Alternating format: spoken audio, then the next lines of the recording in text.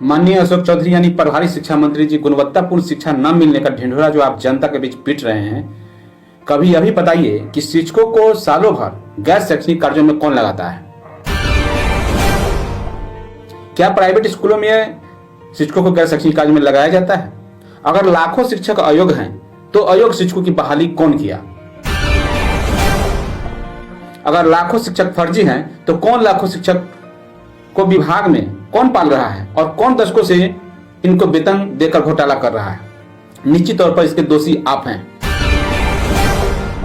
बिहार में आरटी लागू होने के बाद टीईटी युक्ताधारी शिक्षकों का नियोजन कौन किया? निश्चित तौर पर आपकी सरकार नहीं किया है और करोड़ों गरीब बच्चों को मुफ्त में पैसा बांट रहा है छात्रवृत्ति के नाम पर, बल्कि इसका आधार मेगा अंक होना चाहिए, लेकिन आप लोग अपने वोट बैंक के लिए इसको बांट रहे हैं। बिहार को भोजनालय और प्रधान को मेस मैनेजर बना दिया गया है। कौन सत्र समाप्त होने पर किताब या उसका पैसा देने की परंपरा का निर्वहन कर रहा है? कौन शिक्षक से चावल गेहूं बंटवाकर उसको शिक्षक के बजाय डीलर बना दिया गया? सरकार क्यों नहीं समय समय पर शिक्षकों और बच्चों को गुणवत्तापूर्ण मूल्यांकन करती है? रही बात वेतन और सुविधा की, तो बाकी 28 राज्य एक बार घूम लीजिए, फिर जो मर्जी आए उसके बाद बकौती करते रहिएगा।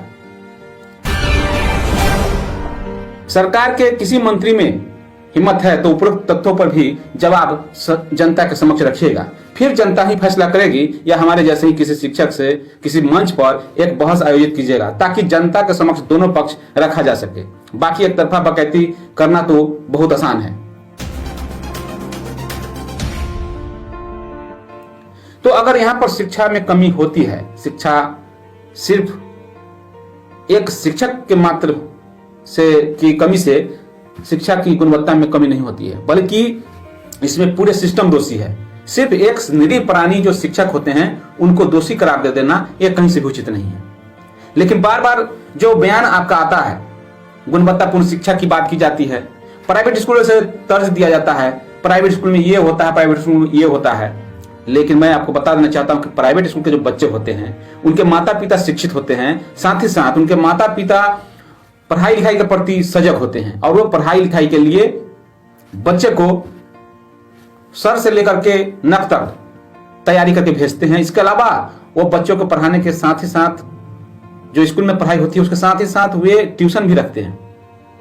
अगर सरकारी विद्यालय प्राइवेट विद्यालय दोनों की तुलना करेंगे तो प्राइवेट विद्यालय में पढ़ने वाले बच्चे मेरा अंक लाने वाले होने चाहिए, लेकिन ऐसा नहीं है।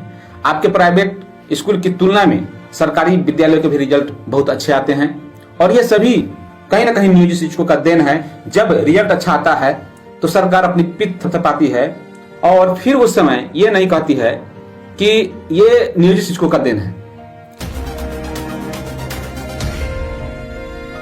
जब जब शिक्षक अपनी मांगों को लेकर के, अपने वाजिब हक को लेकर के बात करते हैं, तब तब आपका उल्टा सुल्टा बयान आता रहता है।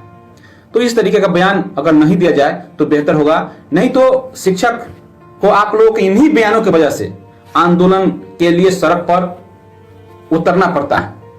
तो शिक्षक अपनी लड़ाई, अपनी मान सम्मान की लड़ाई लड़ने के लिए मजबूरन सड़क पर उतरते हैं। ऐसे में पढ़ाई जो बाधित होती है उसका भी दोषी आप लोग शिक्षकों को देते हैं, जबकि इसका दोषी सीधे तौर पर आप लोग हैं। अगर आप लोग शिक्षकों की मांगों को पूरा करते तो किसी भी तरह का कोई भी आंदोलन नहीं होता, सड़कों पर किसी तरह का आंदोलन नहीं होता।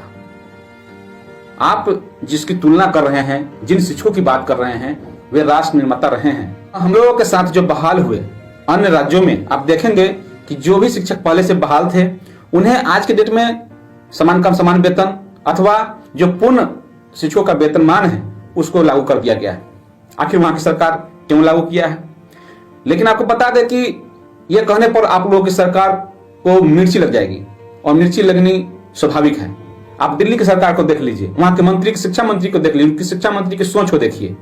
लेकिन आप सबसे ऐसे सब नहीं हो सकता है। आप लोगों से सिर्फ और सिर्फ कुतर्क बयानी कर सकते हैं। वहां के शिक्षा मंत्री शिक्षकों के साथ बैठ करके उनकी समस्या को हल करते हैं, लेकिन आप लोग समस्या को पैदा करते हैं। एक नियम में 100 समस्याएं पैदा होती हैं।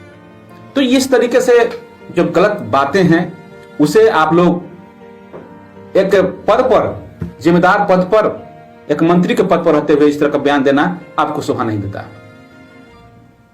आप अविलंब इस तरीके के जो भी बयान है उसे अविलंब आप वापस लें, अन्यथा की स्थिति में शिक्षक आंदोलन के मूड में हो जाएंगे, जिसकी सारी जवाबदेही आपकी होगी।